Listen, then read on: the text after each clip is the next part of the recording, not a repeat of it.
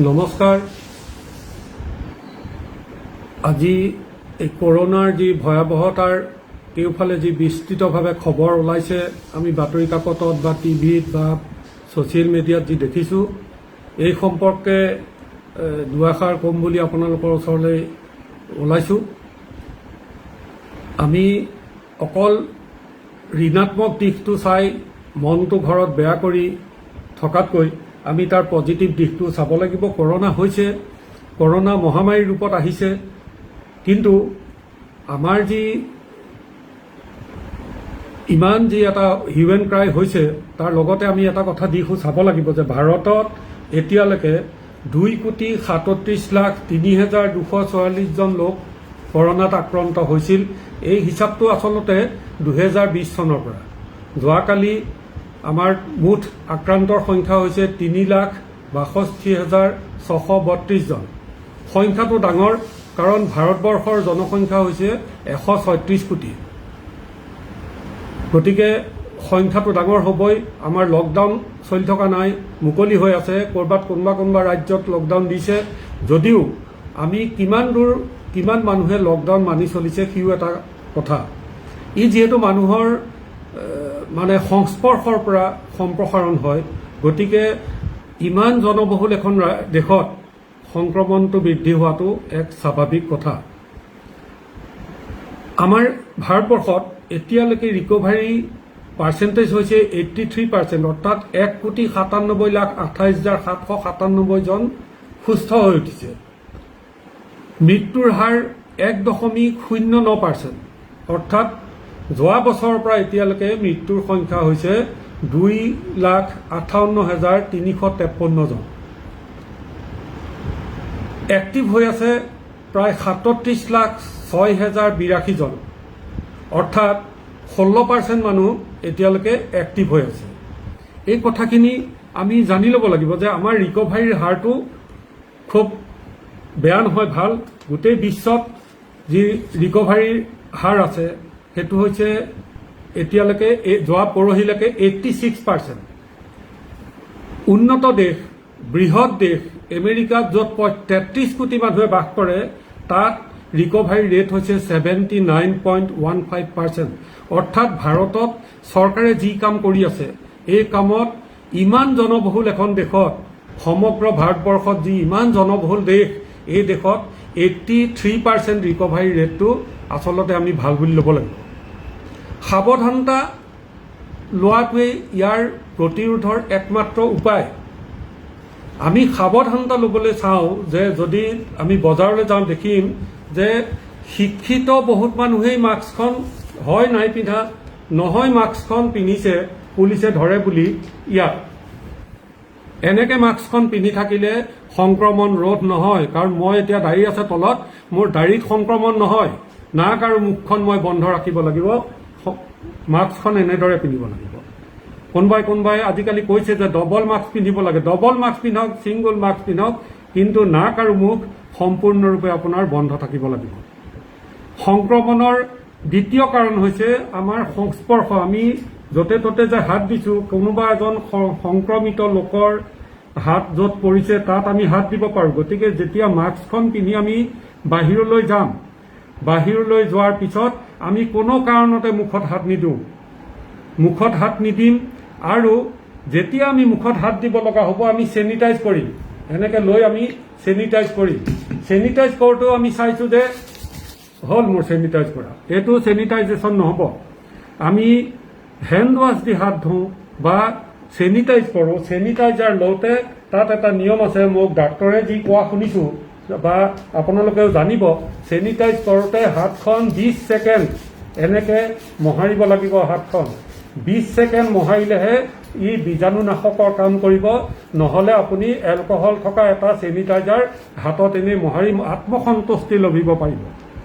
আত্মসন্তুষ্টিৰ বাহিৰে আপোনাক সি কোনো ধৰণৰ ছেফ গাৰ্ড নিদিয়ে।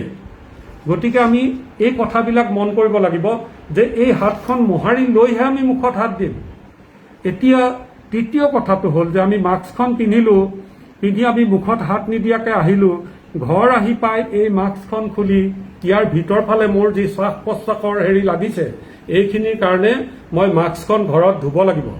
ইয়াৰ ভিতৰ ফালটো মই ধুব লাগিব, বাহিৰ ফালটো ধুম, ভিতৰ ফালটো ধুই ভালকে পৰিষ্কাৰ কৰি আমি ৰ'দত দিম আৰু আকৌ যদি ওলাই যাব লগা হয় আমি দ্বিতীয় এখন মাস্ক পিন্ধিম, অৰ্থাৎ দুখন মাস্ক আমাৰ থাকিব।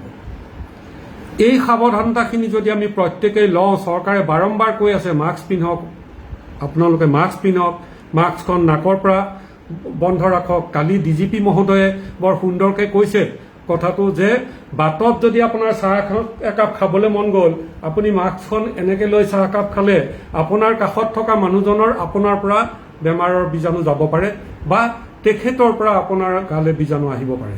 গতিকে ই 2 মিটাৰ দূৰত্বলৈকে আমি অতি সাৱধানেৰে থাকিব লাগিব। মাস্কখন কোনো কাৰণতে খুলিব নালাগিব। আমি বজাৰত চাহ খোৱা বন্ধ কৰিব লাগিব। তামোল পাণ নেখালেও হ'ব, বজাৰত পকেটত লৈ আহি ঘৰত খাব। বজাৰৰ পৰা আহি আমি অতি দৰকাৰ হ'লেহে বজাৰলৈ যাম। বজাৰৰ পৰা আহি আমি ঘৰত প্ৰথম মাস্কখন খুলি ধুম, হাতখন চেনিটাইজ কৰিম, তাৰপিছত আমি আমাৰ কাপোৰখিনি সলাই বাহিৰতে ক'ৰবাত থোৱাৰ বা চিধা বাথৰুমত গৈ আমি তাত কাপোৰখিনি তিয়াই দিম, বেলেগ কাপোৰ পিন্ধিম। সেই কাপোৰ যি কাপোৰ পিন্ধি গৈছোঁ সেই কাপোৰ পিন্ধি আমি ঘৰত চকীয়ে টকীয়ে বিচনাই য'তে ত'তে নবওঁ, কাৰণ বেমাৰৰ বীজাণু সংক্ৰমণ হ'ব পাৰে। আপোনাৰ গাত বেমাৰৰ বীজাণু লাগি আহিব পাৰে, কাৰণ মুখতহে মাস্কখন পিন্ধিছোঁ, আমি সংস্পৰ্শত কাৰ আহিছোঁ এইটোতো নাজানো।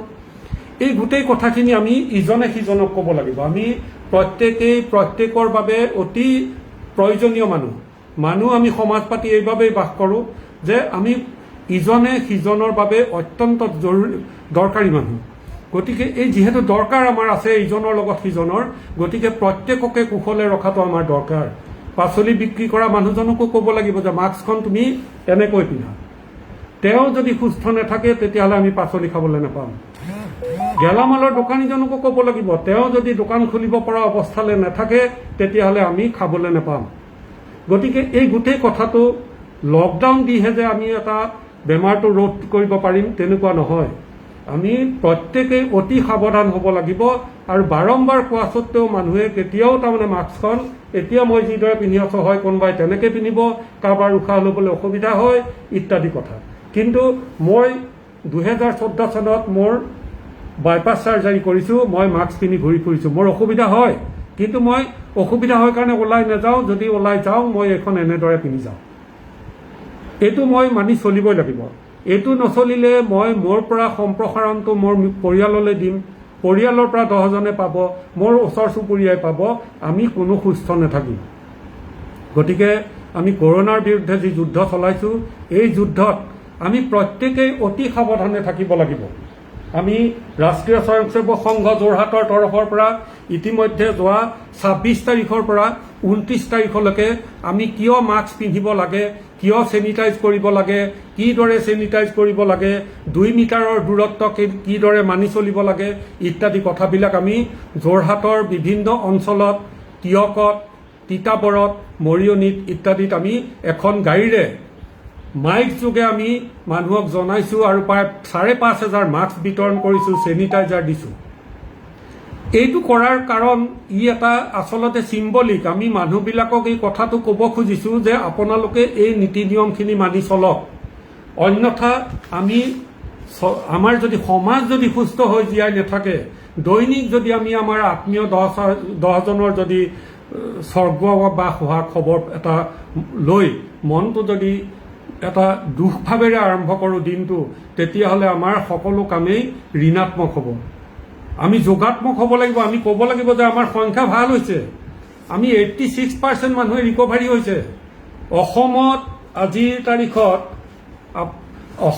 আজিৰ তাৰিখত ভাৰতবৰ্ষৰ অন্য ৰাজ্যৰ তুলনাত মৃত্যুৰ সংখ্যা নিচেই নগণ্য। আপোনালোকে জানে নাজানে নাজানো যে 0.061%হে মৃত্যু হৈছে অসমত। অসমত মুঠ আক্ৰান্তৰ সংখ্যা হৈছে 3,10,086 জন। এই হিচাপ 2020 চনৰ পৰা, আৰু এতিয়ালৈকে ভাল হৈ ওলাই গৈছে 2,65,860 জন। আৰু এক্টিভ হৈ আছে এতিয়া নতুনকৈ যিখিনি আকৌ আক্ৰান্ত হৈছে তাৰ ভিতৰত এক্টিভ হৈ আছে যোৱাকালিলৈকে 40,970 জন, অৰ্থাৎ আৰু মৃত্যু হৈছে 1909 জন। 2020 চনৰ পৰা 1909 চন আমাৰ এক্সিডেণ্টত তাতকৈ বেছি মানুহ মৰে। তাৰমানে 0.61% মানুহ কৰোণাৰ দ্বাৰা আক্ৰান্ত হৈ মৃত্যু হৈছে। ইয়াৰ ভিতৰত অনেকজন আছে যাৰ কাৰোবাৰ ডায়েবেটিছ আছে, কাৰোবাৰ হাৰ্টৰ অসুখ আছে, ইত্যাদি বিভিন্ন ৰোগ আছে। গতিকে এই ৰোগত যিসকল আক্ৰান্ত তেখেতসকল আৰু সাৱধান হ'ব লাগে। ডায়েবেটিছ থকাসকলে অতি সাৱধান হ'ব লাগিব যে আমি দৰকাৰ নহ'লে কোনো কাৰণতে ওলাই নাযাওঁ। ভেকচিন ল'বলৈ গৈ মই দেখিছোঁ যোৰহাট মেডিকেল কলেজত যে প্ৰচণ্ড লাইন, এই প্ৰচণ্ড লাইনত এফুটৰ দূৰত্বত মানুহ থিয় হৈছে, কাজিয়া হৈছে যে মই 9টাত আহিছিলোঁ, মোক কিয় মতা নাই। চৰকাৰে এটা এপছ দিছে আৰোগ্য সেতু, তাত আপুনি বুক কৰিব পাৰিব। সেই বুক কৰাৰ পিছত আপুনি কোন চেণ্টাৰত ল'ব সেইখিনি কৰিব পাৰিব। আৰু পৰহিৰ পৰা এটা নিয়ম কৰিছে যে 4 বজাৰ পৰা 5 বজালৈ আপুনি কোন চেণ্টাৰত ল'ব এইটো নিৰ্ধাৰণ কৰি ল'ব পাৰিব। গতিকে আমি কি কৰিব লাগিব যে ভেকচিন প্ৰত্যেকজন মানুহকে লোৱাটো আমি ক'ব লাগিব, নিজেও ল'ব লাগিব, প্ৰত্যেককে ল'বলৈ ক'ব লাগিব। ভেকচিন ল'লে যে কৰোণা নহ'ব এনেকুৱা কথা নাই। প্ৰথম ড'জটো লোৱা মানুহৰো কৰোণা হৈছে, দ্বিতীয় ড'জ লোৱা মানুহৰ কৰোণা হৈছে। ভেকচিনে কি কৰিব যে আমাক সুৰক্ষিত কৰিব, আমাৰ ইমিউনিটি বঢ়াব। গতিকে ভেকচিন সেইকাৰণেই ল'ব লাগিব। এই কথাবিলাক আমি প্ৰত্যেকেই মনত ৰাখিব লাগিব। এবাৰ যি মাস্ক ব্যৱহাৰ কৰোঁ আমি, ছিংগুল ইউজৰ যিবিলাক মাস্ক আছে, ছিংগুল ইউজৰ মাস্কবিলাক আমি দেখিছোঁ যে মেডিকেল যিবিলাক হেৰি আছে তেওঁলোকে ব্যৱহাৰ কৰে, এবাৰ ব্যৱহাৰ কৰে আৰু পেলাই দিয়ে। আমি মাস্কখন পেলাওঁতেও সাৱধান হ'ব লাগিব ক'ত পেলাইছোঁ, যাতে সেই মাস্কত যদি বীজাণু লাগি আহিছিলে বাহিৰৰ পৰা তেতিয়াহ'লে আনলৈ যাতে সম্প্ৰসাৰণ নহয়। সেইকাৰণে আমি মাস্কখন পেলোৱাটো সাৱধান হ'ব লাগিব। আমি দেখিছোঁ, মোৰ নিজৰ চকুতেই পৰিছে যে এখন মাস্ক লৈছে, লেতেৰা হৈ গৈছে, তেনেকেই পিন্ধি আছে। পুলিচক দেখুৱাবলৈ লাগে, কোনোবাই যদি মাস্কখন পিন্ধি লওক বুলি কয় সেইখনকে পকেটৰ পৰা উলিয়াই পিন্ধি লৈছে বা ওলমাই থুতৰিত থৈ দিছে, কিন্তু ক'লা হৈ গৈছে। সেইখন ছিংগুল ইউজৰ মাস্ক আছিলে। ছিংগুল ইউজৰ মাস্কখন ৱাছ কৰি পেলাই ব্যৱহাৰ নকৰিব, সেইখন ব্যৱহাৰ নকৰিব। ছিংগুল ইউজৰ মাস্কখন পেলাই দিব। আপোনালোকে কাপোৰৰ মাস্ক লওক, কাপোৰৰ মাস্ক ল'লে ধুই ল'ব পাৰিব, কিন্তু মাস্কখন ব্যৱহাৰ কৰক। প্ৰতিদিনেই ব্যৱহাৰ কৰা মাস্কখন ধোৱাটো আপুনি নিশ্চিত কৰিব লাগিব। বাহিৰৰ পৰা আহিলে মাস্কখন ধুই পেলাব, কাৰণ আপোনাৰ শ্বাস প্ৰশ্বাস মাস্কখনৰ ভিতৰত লাগিছে। মাস্কখনৰ ভিতৰত যেতিয়া এই শ্বাস প্ৰশ্বাস লাগিছে, ইয়াৰ ভিতৰত ফাংগাছ হ'ব পাৰে, থৈ দিলে ফাংগাছ হ'ব পাৰে। গতিকে আপুনি সুৰক্ষা ল'বলৈ গৈ যদি নিজে অসুৰক্ষিত হয় তেতিয়াহ'লে ই অত্যন্ত দুখৰ কথা হ'ব। গতিকে এই কথাবিলাক আপোনালোকে মনত ৰাখিব যে বাহিৰৰ পৰা অহাৰ পিছত কাপোৰ কানি সলাই বেলেগ কাপোৰ পিন্ধিব, তাৰ পিছতহে ঘৰৰ আচবাব পত্ৰত বহাৰ ব্যৱস্থা কৰিব। শৰীৰত প্ৰতিৰোধ ক্ষমতা বঢ়াব লাগিব। প্ৰত্যেকেই শৰীৰত প্ৰতিৰোধ ক্ষমতা বঢ়াব লাগিব। যিসকল ডেকা ব্যক্তি আছে তেখেতসকলে দৈনিক 30 মিনিট সময় এক্সাৰচাইজ কৰক, বিভিন্ন এক্সাৰচাইজ কৰক, আসন কৰক, প্ৰাণায়াম কৰক, কিন্তু এক্সাৰচাইজ কৰক। বয়োজ্যেষ্ঠসকলৰ বাবেও বিভিন্ন এক্সাৰচাইজ আছে, ৰোগীয়াসকলৰ বাবেও এক্সাৰচাইজ আছে। বয়োজ্যেষ্ঠসকলে কৰিব পৰা এক্সাৰচাইজ কৰক। আৰু আমি ৰেস্পাইৰোমিটাৰ এটা আছে, এইটো মই আপোনালোকক দেখুৱাই দিছোঁ। মই এইটো 2014 চনত এপলত পাইছিলোঁ। ইয়াক আমি ওপৰলৈ উশাহটো টানিব লাগে, এই গুটিকেইটা ওপৰলৈ উঠি যাব লাগিব।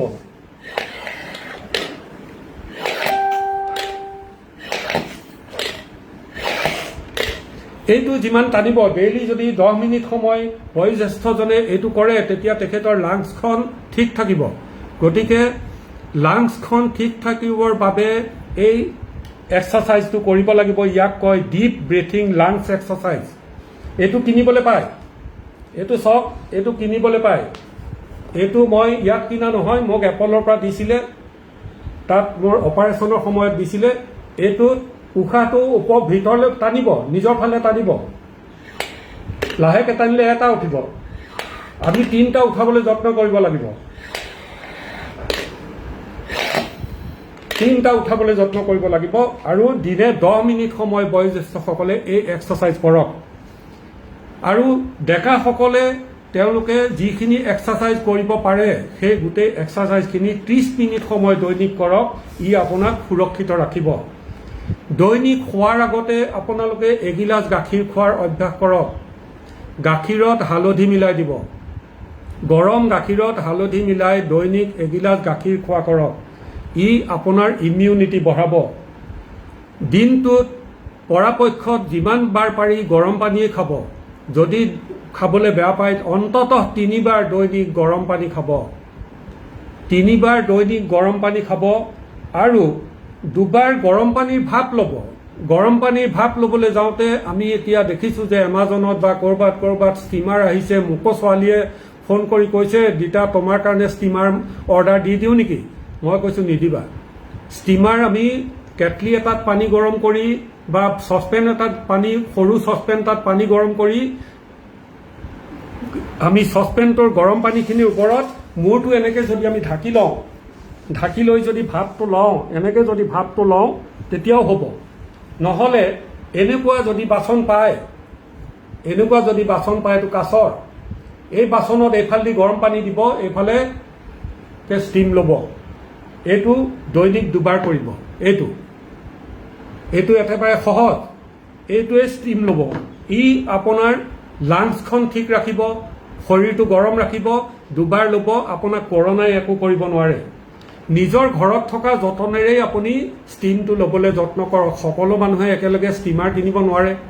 গতিকে আমি ষ্টিমাৰ কিনি লোৱা কথাটো যিসকলে পাৰে কিনি ল'ব, যিসকলে নোৱাৰে ল'ব। মই যোৱাকালি এটা ভিডিঅ' শ্বেয়াৰ কৰিছিলোঁ, নগালেণ্ডৰ এগৰাকী মানুহে কেটলিটোত পানী উতলাই থৈছে আৰু বাঁহৰ চুঙা এটা লগাই দিছে মুখত, আৰু সেই চুঙাটোৰে ষ্টিম লৈছে।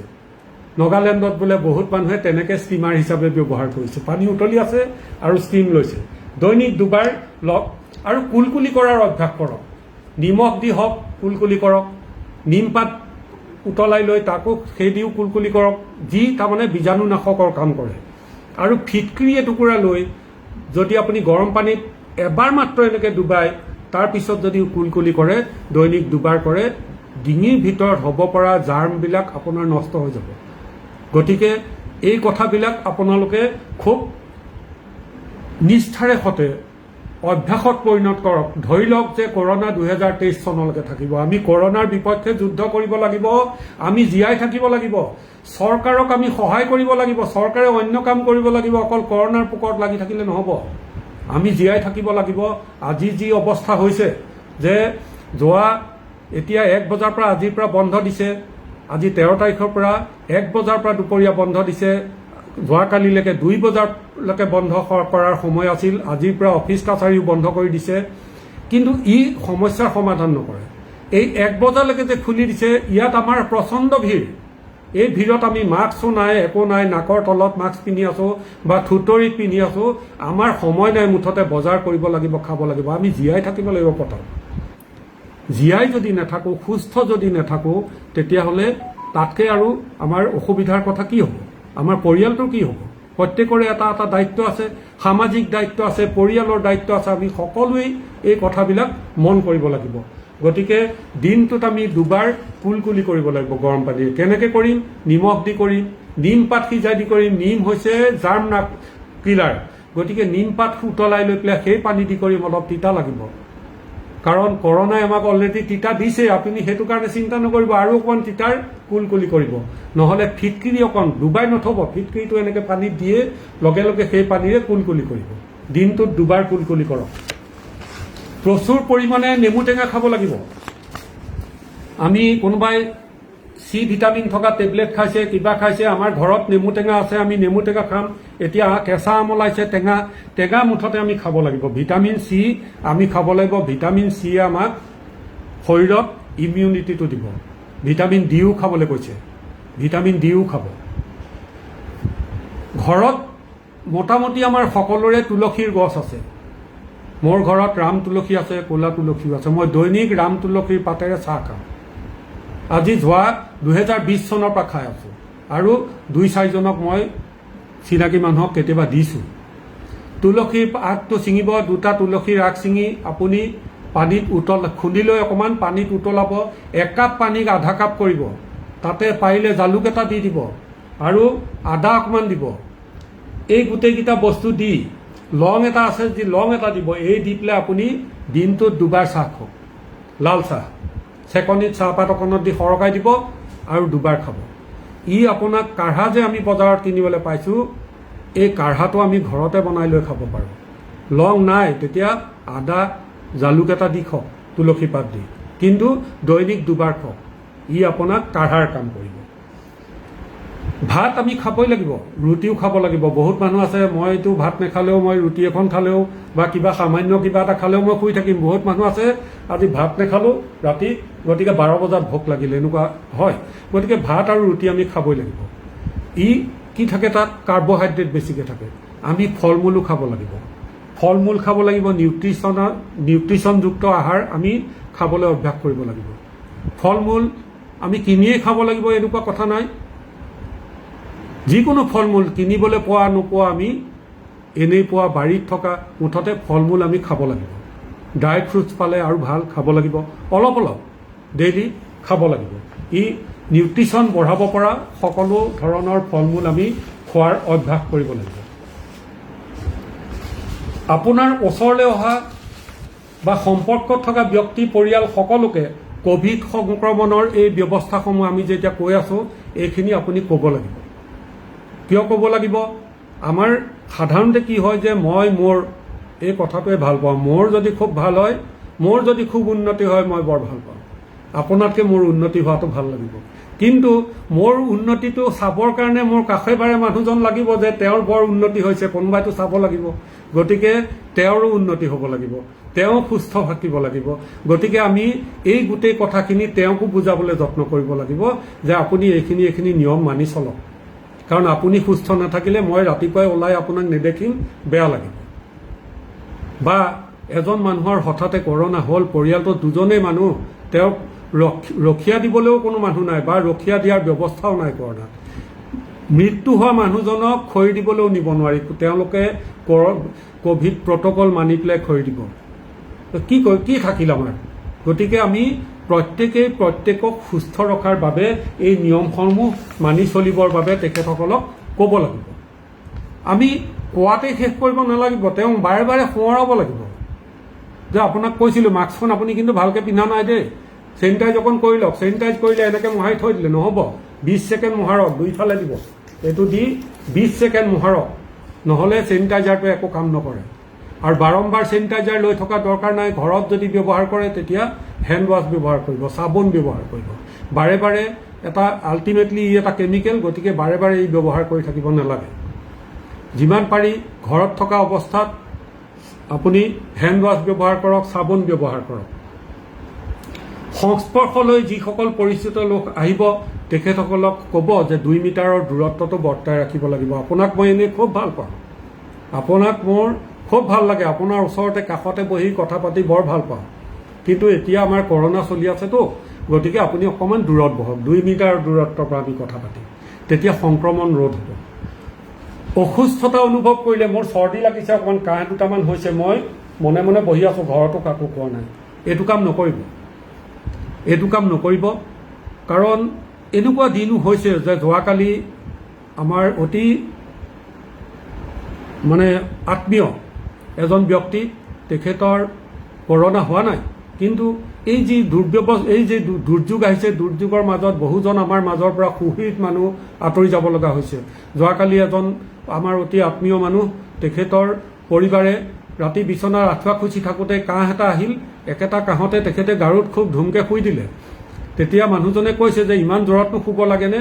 আচলতে তেখেত গ'লেই, তেখেত স্বৰ্গবাস হ'ল। গতিকে এনে এটা চিটুৱেশ্যন আমাৰ কাৰো যাতে নহওক। গতিকে আমি বেমাৰটো হওঁতে, তেখেতৰ নাই হোৱা, কিন্তু আমি বেমাৰটো হওঁতেই প্ৰত্যেকেই এই কথাটো মন কৰিব লাগিব যে মোৰ ঘৰৰ পৰিয়ালটোক সুস্থ ৰাখিব লাগিব। গতিকে মই পৰীক্ষাটো কৰি লওঁ, যদি হৈছে মই যিখিনি কৰিব লাগে, ডাক্তৰে যি ক'ব পৰামৰ্শ দিব সেইখিনি কৰিম। অক্সিজেনৰ চিলিণ্ডাৰ এটা ঘৰতে লৈ আছে, মোৰ অক্সিমিটাৰো আছে, চালো অক্সিজেন কম আছে, মই অক্সিজেন লগাই 2 দিন মনে মনে বহি আছোঁ। তাৰপিছত অক্সিজেন লগাই পেলাই মোৰ যেতিয়া হস্পিটেললৈ নিব লগা হ'ল, ডাক্তৰে মোক ৰক্ষা কৰিব পৰা অৱস্থাত নাই। এনে কাম নকৰিব, ডাক্তৰৰ পৰামৰ্শ নোলোৱাকৈ নাথাকিব, পৰীক্ষা নকৰাকৈ নাথাকিব। আপোনালোকক কাতৰভাৱে অনুৰোধ কৰিছোঁ, প্ৰত্যেকেই সুস্থ থাকিব লাগিব, প্ৰত্যেকেই সুস্থ থাকিব লাগিব। আমাৰ প্ৰত্যেকজন মানুহৰে প্ৰয়োজন আছে, আপোনাৰ প্ৰয়োজন মোৰ বাবে সাংঘাতিক আছে, মোৰো প্ৰয়োজন হয়তো আপোনাৰ বাবে কেতিয়াবা হ'ব। গতিকে আমি এই কথালৈ লক্ষ্য ৰাখি আমি প্ৰত্যেককে অনুৰোধ কৰিব লাগিব যে আপুনি নীতি নিয়মখিনি মানি চলক, আপুনি সুস্থ থাকক, আপোনাৰ পৰিয়ালটো সুস্থ থাকক আৰু আমাৰ সমাজখন সুস্থ থাকক। সমাজ যদি সুস্থ থাকে আমাৰ কৰোনাই একো কৰিব নোৱাৰে। আমি কৰোনাৰ বিপক্ষে যুদ্ধ দিম আৰু কৰোনাৰ লগত যুদ্ধ দি আমি এখন সবল শক্তিশালী ৰাষ্ট্ৰ হিচাপে জীয়াই থাকিম। ভাৰতবৰ্ষৰ মানুহৰ ইমিউনিটি আন দেশতকৈ বেছি, কাৰণ যিবিলাক দেশ ডেভেলপ কাণ্ট্ৰি আছে তাত মৃত্যুৰ হাৰ বেছি হোৱাৰ মুখ্য কাৰণ হৈছে যে এই ফাষ্টফুডবিলাক বেছিকৈ খায় তেওঁলোকে।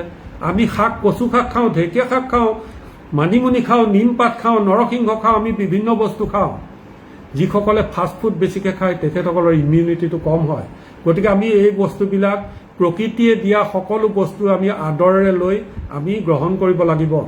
সংস্কৃতত এটা শ্লোক আছে, মোৰ শ্লোকটো পাহৰি গৈছো, তাত কৈছে যে প্ৰত্যেকটো উদ্ভিদত ভগৱানে এটা ঔষধি গুণ দিছে। আমি সেইসমূহক বিসৰ্জন দি আমি ক'ৰবাৰ ফাষ্টফুড আনি খাবলৈ কোনো দৰকাৰ নাই। এতিয়া আমাৰ বাৰ্গাৰ খাবলৈ দৰকাৰ নাই। আমি জীয়াই থকাটো প্ৰথম কথা। জীয়াই থাকিবৰ বাবে, আমি সুস্থ থাকিবৰ বাবে আমাক যিখিনি নিয়ম মানি চলিব লগাৰ প্ৰয়োজন আছে সেইখিনি মানি চলি আমি আগবাঢ়ি যাব লাগিব। সকলোকে পুনৰ ধন্যবাদ জনাইছো। আপোনালোকে এই কথাখিনি মনত ৰাখি চলক, সকলোৱে সুস্থ থাকক আৰু সকলোৱে সুস্থ থাকি এখন শক্তিশালী সমাজ গঢ়াত চৰকাৰক সহযোগ কৰক। চৰকাৰে লাখ লাখ বিচনাযুক্ত হস্পিটেল তৈয়াৰ কৰিব নোৱাৰে, কাৰণ কৰোনা যোৱাৰ পিছত সেই হস্পিটেলবিলাক গৰুৰ গোহালি হ'ব। চৰকাৰে যিখিনি প্ৰয়োজন হয় সিমানহে তৈয়াৰ কৰে। এতিয়া বহুত বেছি তৈয়াৰ কৰিছে। আমাৰ কৰোনা যোৱাৰ পিছত আমি যদি ৰোগমুক্ত হওঁ, সৰ্বসাধাৰণ অৱস্থাত আমাৰ সেই হস্পিটেলবিলাক গৰু গোহালি হ'ব। গতিকে এইটো আমি চৰকাৰক দোষ দি লাভ নাই, আমি নিজক দোষ দিব লাগিব যে আমি কি আমাৰ কমি আছে, এই কমিখিনি আমি দূৰ কৰিব লাগিব। আমাৰ কমিখিনি দূৰ কৰাৰ পিছত আমি চৰকাৰক ক'ম যে মোৰ এইমুখ হৈছে, আপুনি এইটো সুবিধা কৰি দিয়ক। চৰকাৰক সহায় কৰাৰ দায়িত্ব আমাৰ। গতিকে প্ৰত্যেককে অনুৰোধ কৰিছো যে আমি কাকো দোষ নিদি নিজেই নিজৰ কথাখিনি আমি ভাবি চাম যে মই কি কৰি আছো, মই মাস্কখন প্ৰপাৰলি পিন্ধিছো নাই, মই চেনিটাইজ ভালকে কৰিছো নাই, মই 2 মিটাৰ দূৰত্ব মানি চলিছো নাই, মই অবাবত বাহিৰলৈ ওলাই যোৱা বন্ধ কৰিছো নাই, ইত্যাদি কথাবিলাক আমি প্ৰত্যেকেই নিজৰ ভিতৰত আমি এবাৰ ভাবি চাম। নিজেই নিজক সুধিম, কাকো নকওঁ, কাৰণ লাজৰ কথা। মই নাই পিন্ধা বুলি ক'বলৈ মই পৰিবাৰক ক'বলৈও বেয়া পাম যে মই মাস্কখন নিপিন্ধাকৈ গৈছিলোহে। গতিকে মই নিজেই ভাবি নিজেই নিজকে লাজ দিম যে মইনো এইটো কাম কৰিব নোৱাৰোনে। এই কামখিনি কৰি আপোনালোকে সকলোৱে সুস্থ থাকক। পুনৰবাৰ নমস্কাৰ জনাইছো। আমি যদি কওঁতে কিবা ভুল ভ্ৰান্তি হৈছে আপোনালোকে দয়া কৰিব, কাৰণ উদ্দেশ্য অন্য একো নাই, যে আপোনালোক সকলোৱে সুস্থ থাকক, সকলোকে আমি সুস্থভাৱে দেখিবলৈ পাম, সেই আশাৰে এই কথাখিনি ক'লো। ধন্যবাদ, পুনৰ নমস্কাৰ জনাইছো।